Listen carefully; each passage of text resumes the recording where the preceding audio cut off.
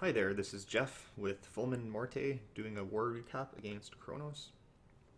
So quick look at the details. Both clans used all 50 attacks, and we had a few more 3 stars, which ended up giving us the victory. What did they do to us?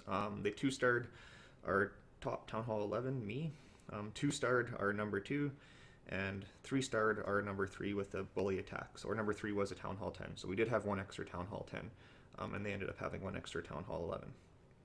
So that was a bully attack on number 3, nice attack there, and they ended up having a mixture of 1, 2, and 3 stars on the rest of our Town Hall 9s.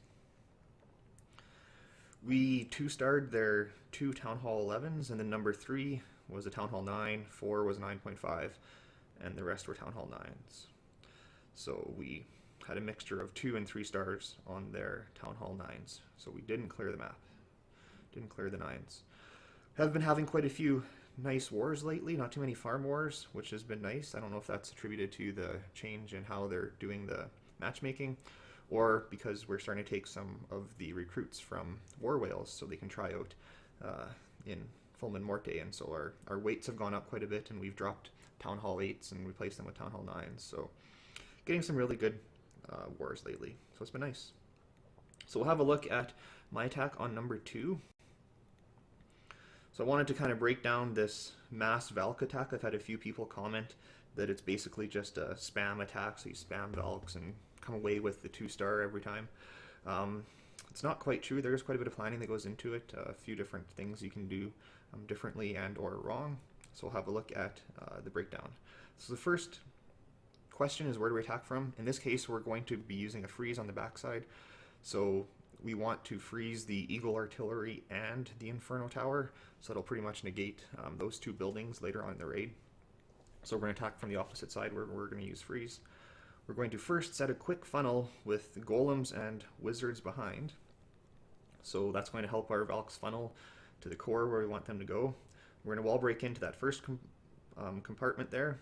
So our golems are going to jump ahead to tank. We get our heroes down pretty early in this attack. In this case, the Valks are going to be so fast in getting through that core, they're going to jump out ahead of pretty much all of our troops. So we want to get our troops as forward as possible so that the Valks don't outdistance them too much. So that's why we're going to drop our heroes first.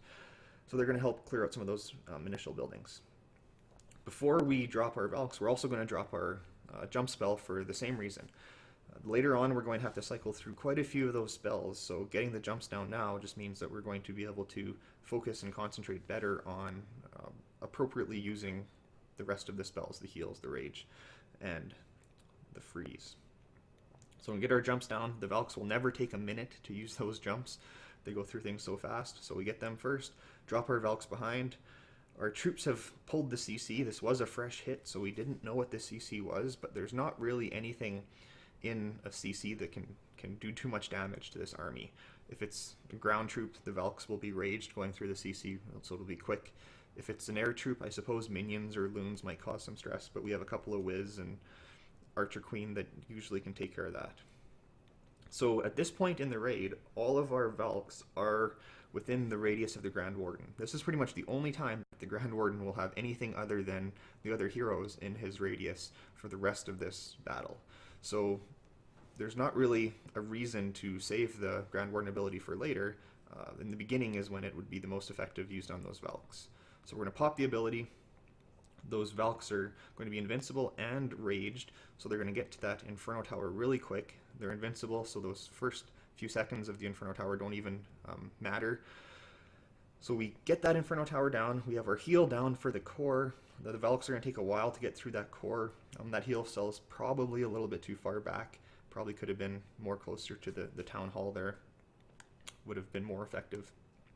But now that that Inferno Tower streams are on our Valks, we need to freeze that Inferno Tower so that the heal can do its job. So we freeze that, as well as freezing the Eagle Artillery. Probably would have got another volley off if we didn't freeze it. So at this point, we have to get that Inferno Tower down. It eventually goes down to a couple of Wiz and Valks get through that wall. So we've taken out pretty much all of the high damage per second buildings with our main Valk army, and now we just have heroes on cleanup. So their kind of mission is to go around the remaining edge buildings and take out those few cannons and archer towers and that sort of thing to both increase the percent that we get as well as maybe go for a 3-star. So we'll speed up through this cleanup. At this point, we're just pretty much hoping that our heroes get around to this last compartment and are able to clean up everything. And it's close. We end up getting 95%. We just have those 2 remaining defenses that are now going to target the king and the king alone. So at this point, if we had 1 or 2 loons, we would have easily gotten a 3-star with that king tanking those last 2 defenses. So that was John's suggestion after he saw this raid, that I should have taken a couple of loons for the backside to help clean up and get the 3-star, and that for sure would have been a 3-star with replacing one of the Velks with 2 loons. So I'm also going to show the pretty much same attack on number 1, and the reason for this is mostly to promote or to push the paper that Doc and I wrote. So there's going to be an RLE in this attack. So the RLE in this case, if you don't know what an RLE is, I'll put a link to the paper in the description, but an RLE is a real life event that affects your strategy. In this case, it's the ever common disconnect RLE. So that is going to be the cause of the low percent on this attack. So same ordering of troops, same spells, same Grand Warden ability timing, same rage. Going to go through that CC really quick because those Valks are going to be raged. An EQ to soften up those high HP buildings. We're going to just get the heal down, and at this point we get a disconnect. So we would have wanted to freeze that Eagle Artillery as well as that Inferno Tower. We obviously would want to haste in that last compartment, get those Valks moving around really quick, and we'd obviously want to use the hero abilities. So that would turn this 70% into an 80 or 90% attack, most likely. I will also say that this is the same army I've been using lately to push. It's been a really good push army. Haven't lost a battle with it yet. Sorry, haven't lost a battle when I was sober yet. So it's good for pushing. It's good for a high percent 2-star and the occasional 3-star. In this case, we're going to get 70%. Because of the RLE disconnect. Okay, so Spence had a 6-star war, so that was a nice war from Spence, but those are bully attacks. Spence would be a Town Hall 10, and those were Town Hall 9s, and 9.5 that he attacked. Good war, Spence. So we'll have a look at John's attack on number 5 with an AQ walk, Go La Lune. So John also had a 6-star war, so great war, John. John from War Whales, of course. So we're going to start with the AQ walk to the north. We're going to use Hog to tank for a bit. I think maybe he thought he'd get more value, but those Skellies kind of kill that Hog really quick. Maybe a Giant, in hindsight, would have been the way to go, but maybe he was worried that that Wizard Tower would be hitting on that Giant and wouldn't be able to effectively get those wall breakers in. I'm not sure. But it works out. So a little kill squad at 9 o'clock here. So we're going to take out that air defense. We're going to pop the CC. I think we know what the CC is. We know it's a Hound. There's not really any troops there that could have dealt with anything other than a Hound. I guess if they were small troops, he could have poisoned. But the king comes over, takes out the air defense, takes out the enemy Archer Queen, and then we can start the Loon part. So a Hound and a couple of Loons hasted behind that Hound, kind of old school pre-update when the Valks came out kind of attack. So it's nice to see that. Those oddly placed sweepers end up kind of doing their job, I guess. We don't really get all of our we don't get that to that Tesla farm there with our Loons. So we end up having to come back and finish up there. I don't know, maybe he thought he'd get that Tesla farm as well. Either way, it worked out fine. Haste and Rage our Loons. Our Hound pops. Now we pretty much have a lot of spells and not many buildings left. So we're going to haste onto the last defense. We're going to swag our poison, swag our queen ability, swag our rage, swag haste. So yeah, really nice attack, John. A lot of swag going on. Nice 3-star. So just cleaning up the last few buildings here. Good job, John.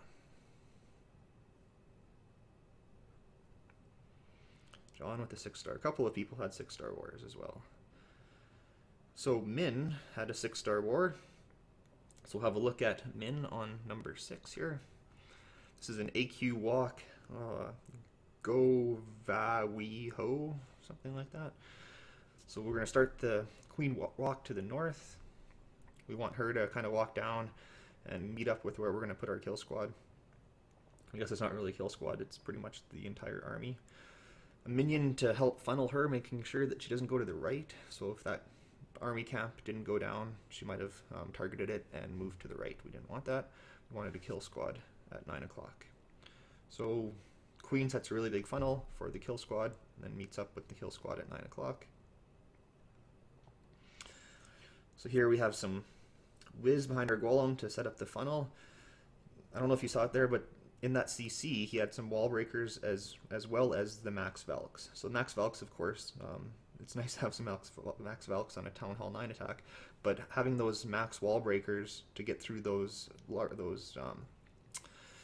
kind of level 9 walls there kind of really helps out. So we're going to heal our Velks through the double giant bombs. Double giant bombs don't affect Velks as much as they do kind of a hog army, but they do take quite a bit of health off of the Velks. So we want to make sure we heal them up, even though they can survive a double bomb. It usually leaves them with not very much health. A couple of hogs to clear the buildings in those outer compartments. If we didn't have those hogs there, the Valks would probably be beaten on a wall over there to try to get at those buildings. So that was nice use of those hogs.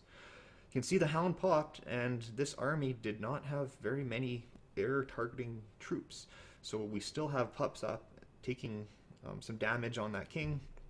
Eventually the queen gets over there and takes them out.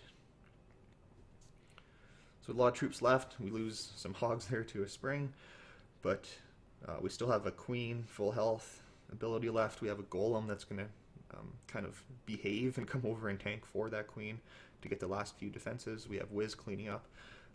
Just really nice attack min. Crush this base. So good war, guys. It was a fun one. We've had a lot of fun wars lately. Really enjoyed it, and clash on.